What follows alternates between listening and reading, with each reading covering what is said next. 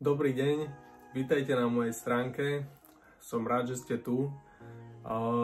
Rozhodol som sa natočiť toto video, aby zmizlo už to predchádzajúce s tou Mikulášskou čapicou, kde som hovoril vlastne o tom, že zbierka sa podarila, za čo veľmi pekne doteraz ďakujem, lebo vďaka tomu som mohol rozbehnúť všetky tie procesy a poviem vám, že bol to pôrod vydávať knihu ako samovydavateľ. Stále je vlastne, lebo stále ešte kniha nie je vydaná a aktuálne sme na tom tak, že môžem povedať, že grafika knihy je ako obálka celá spravená zhruba na 99%. Upravujú sa už posledné detaily a aktuálne sa rieši posledná korektúra pred vydaním knihy.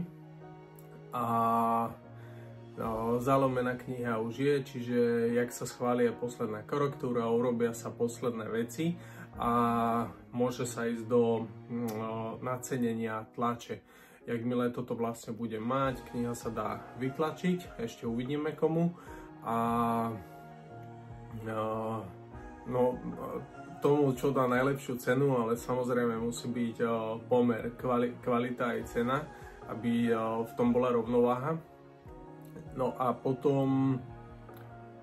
potom knihu uskladniť, zobrať domov a začať vypisovať obálky a posielať vám všetkým, ktorí ste ma podporili cez zbierku.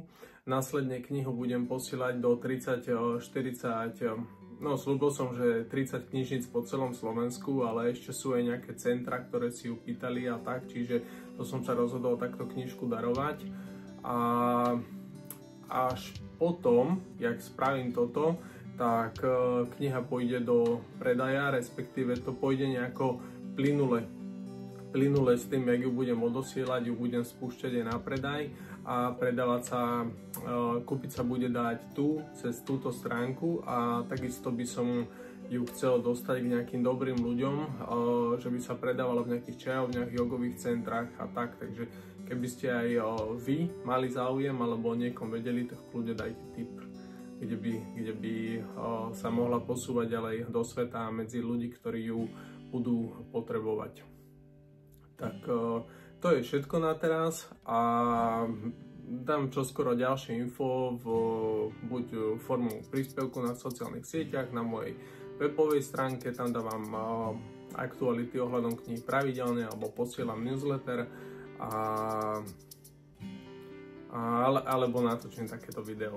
Tak Ježko oči už má 3 minúty, tak to by aj stačilo. Tak všetko dobré vám prajem, majte sa, dovidenia.